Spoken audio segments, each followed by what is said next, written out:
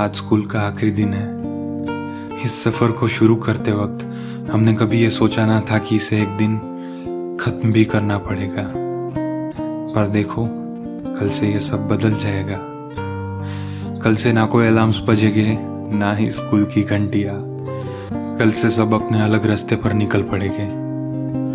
कल से ये क्लासरूम के दरवाजे हमारे लिए हमेशा के लिए बंद हो जाएंगे और इनके साथ बंद हो जाएगी हमारी बहुत सी यादें जिन्हें हम यहाँ छोड़कर जा रहे हैं और कुछ जो साथ लेकर जा रहे हैं। इस जगह हमसे पहले भी कोई बैठा करता था और हमारे बाद भी कोई आकर बैठेगा, पर दिल से तो ये जगह हमेशा हमारी रहेगी। जाने का मन तो नहीं कर रहा, पर जैसे ही स्कूल की आखिरी घंटी बजेगी हमें ये सब छोड़कर जाना पड़ेगा, क्योंकि आज स्कूल का आखिरी दिन जो है।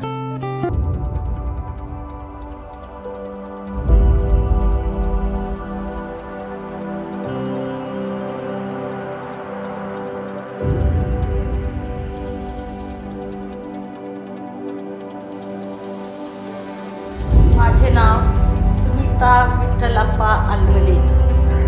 माझं जन्मगाव आहे लातूर जिल्ह्यातील चापोली, तालुका चापोली.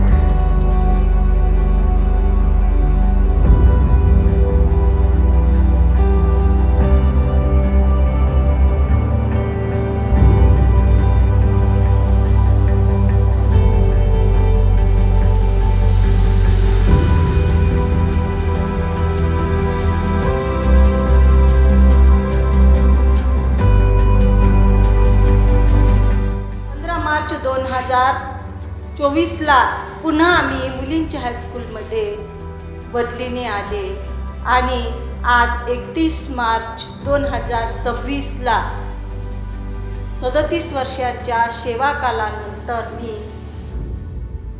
आज वयोमानानुसार निवृत्त होत आहे. मला सेवाकालामध्ये खूप आनंद मिळाला, कारण माझी खूप इच्छा होती की मी एक शिक्षिका असावी आणि ती परमेश्वराने पूर्ण केली. माझा एवढा कालावधी झाला की मी एक शिक्षक शाळेवर कधीच गेले नाही. माझा स्टॉप मोठा असायचा आणि सर्वांमध्ये मी मिळून मिसळून आनंदानं राहायची.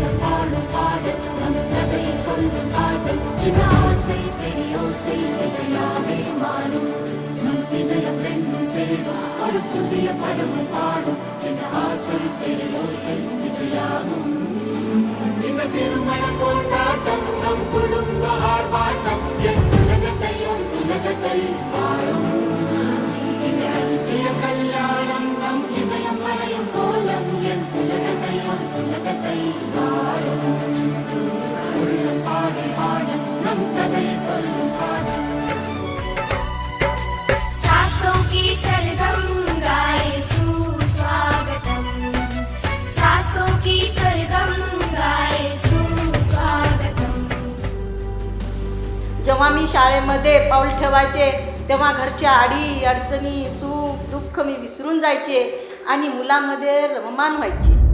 मला मुलामध्ये रमायला आवडायचं आणि शाळा सुटल्यानंतर परत घरची कामं मला सुरू व्हायची.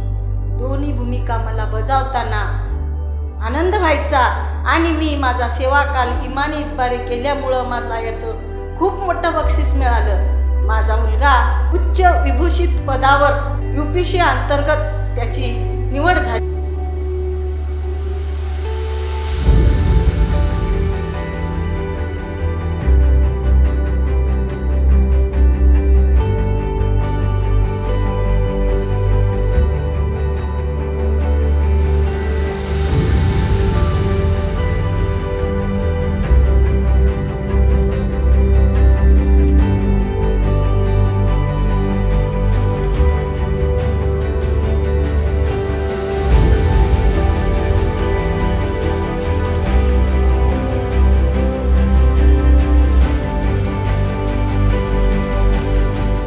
माझी ताई जेव्हा लहान होती तेव्हा शाळा वगैरे काय नव्हती. माझे वडील तिला मारुती मंदिराच्या पारावर शाळेत नेऊन सोडायची आणि सगळी मुलं फक्त माझी ताई एकटी शिकायची. म्हणजे माझ्या वडिलांनी त्या काळामध्ये शिक्षणाचं महत्त्व जाणून सगळ्यांना शिकवलं. आम्ही कुणीच अडाणी नाहीत. आमचं पूर्ण कुटुंब सुशिक्षित आहे.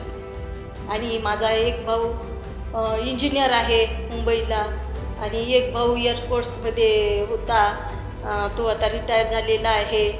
आणि माझा मुलगा पण सर्व्हिसला आहे, मुलगी पण आहे, माझे जावई पण आहे, माझी सून पण इंजिनियर आहे. आणि असं आमचं सगळं कुटुंब शिक्षणामुळे सुखी आणि समृद्ध बनलेलं आहे.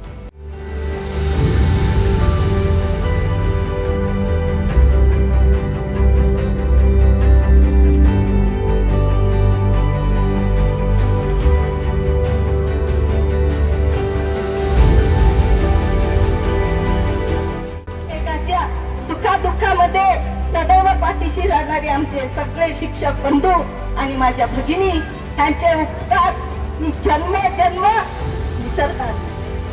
धन्यवाद. खूप मोठा कार्यक्रम केला. जणू काही मला माझा आज लग्नच झालंय काय की वाटायलेलं आहे. एवढे भाऊ माझी बोलवण करून पाठवणी करत आहेत आणि सोबत माझ्या प्रवासाची सुटकेस पण दिलेली आहे.